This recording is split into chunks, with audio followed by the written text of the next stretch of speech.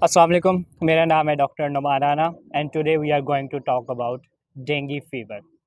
Dengue Pakistan में बहुत ही common है, तो आपको पता होना चाहिए कि जो डेंगू है उसका क्या कॉज है, किस वजह से होता है, कैसे हम उसे प्रिवेंट कर सकते हैं। और जब डेंगू फीवर होता है तो उसमें क्या साइन एंड सिम्टम आते हैं जिससे आपको पता लग जाए कि ये डेंगू फीवर है। और थोड़ा बहुत हम उसके ट्रीटमेंट को भी देखेंगे। सबसे पहले अगर हम बात करें इसके कॉजेटिव ऑर्गेनिज्म की, तो डेंगू जो है वो कॉज करता है डेंगू वायरस। ये एक वायरस है और ये मॉस्किटो में प्रेजेंट होता है जिसको हम कहते हैं एडीज इजिप्टी। अब इस मॉस्किटो की अपीयरेंस थोड़ी डिफरेंट होती है।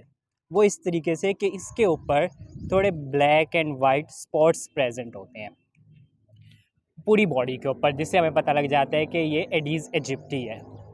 अब क्या होता है कि अगर हम सिम्टम्स की बात करें तो हम इसके सिम्टम्स को टोटल 4 क्लासेस में डिवाइड करते हैं। सबसे पहले इनिशियल सिम्टम्स की बात करें, जो इनिशियल अबाउट 7 डेज़ के लिए होते हैं। उसमें हाई ग्रेड फ़ीवर होता है, बहुत ज़्यादा बुखार होगा। उसके बाद आँखों के पीछे बहुत पेन होगा जिसको हम कहते हैं रेट्रो ऑर्बिटल पेन। आँखों में बहुत दर्द होता है। उसके अलावा सर में बहुत दर्द होता है, हेडेक होता है और मीज़ल्स लाइक रैश होते हैं। पूरी बॉडी के ऊपर रैश बनना स्टार्ट हो जाते हैं, जो मीज़ल्स लाइक रैश होते हैं, यानी कि जैसे मीज़ल्स में रैश बनते हैं वैसे ही पूरी बॉडी के ऊपर रैश बनते हैं। और इनको हम कहते हैं ब्लैंकिंग रैश। वो इस वजह से कि जब आप इन रैशेस के ऊपर हाथ रखते हैं तो वो ख़त्म हो जाते हैं।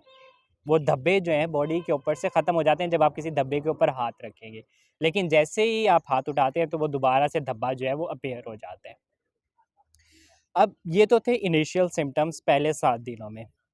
अब क्या होता है कि जैसे ही बुखार उतरता है तो उसके बाद इसके वार्निंग साइंस आना स्टार्ट होते हैं। वार्निंग साइंस आते हैं बुखार उतरने के बाद। उसमें ये होता है कि एब्डोमिनल पेन होता है, पेट में बहुत दर्द होता है। उसके अलावा बहुत वॉमिटिंग होती है, परसिस्टेंट बहुत ज़्यादा आपको वॉमिट होती है।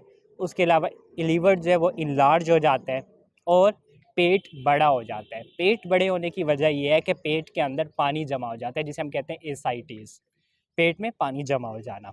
और नाक से खून आता है जिसको हम कहते हैं एपिक्सटेक्सिस। ये है वार्निंग साइन। उसके बाद आता है स्वियर डेंगी या डेंगी हेमरेजिक फीवर। ये होता है कि एक पेशेंट जिसका बुखार उतर गया, वार्निंग साइंस भी ख़त्म हो गए, अगर उसे दोबारा से बाइट, दोबारा से मॉस्किटो काटेगा, दोबारा से एडीज़ इजिप्टी उसे काटेगा, तो उस और वो डिफरेंट सीरोटाइप का होगा, यानी कि दूसरी किस्म का होगा।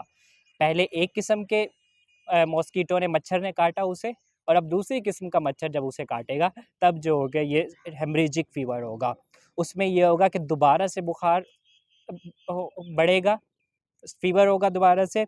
उसके अलावा प्लेटलेट काउंट जो है वो बहुत कम हो जाएगा और मेंटल स्टेटस थोड़ा कन्फ्यूजन होगी, थोड़ा बंदे को डिजीनेस होगी और मतलब वो उसे चेंज हो जाएगा उसका मेंटल स्टेटस जो है। और रिस्पायरेटरी स्ट्रेस, उसे सांस लेने में मुश्किल होगी।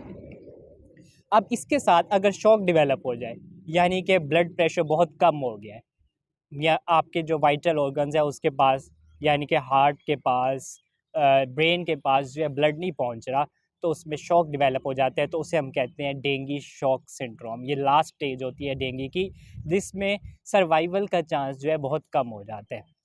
अब अगर हम बात करें ट्रीटमेंट की, तो हमने देखना है कि हम डेंगू के ट्रीटमेंट में क्या चीज़ें दे सकते हैं पेशेंट को और क्या चीज़ें नहीं दे सकते। जो स्टीरॉइड्स यानी कि कॉर्टिकोस्टीरॉइड्स तो आप बिल्कुल नहीं दे सकते डेंगू के पेशेंट को। और उसे प्लेटलेट काउंट उसका कम है, लेकिन हम उसे प्लेटलेट ट्रांसफ्यूजन नहीं कर सकते। डेंगू के पेशेंट को प्लेटलेट ट्रांसफ्यूजन नहीं करना। आपने उसके फ्लूइड इनटेक को मॉनिटर करना है, देखना है ज़्यादा आईवी से ज़्यादा आपने ऑरली फ्लूइड देने हैं।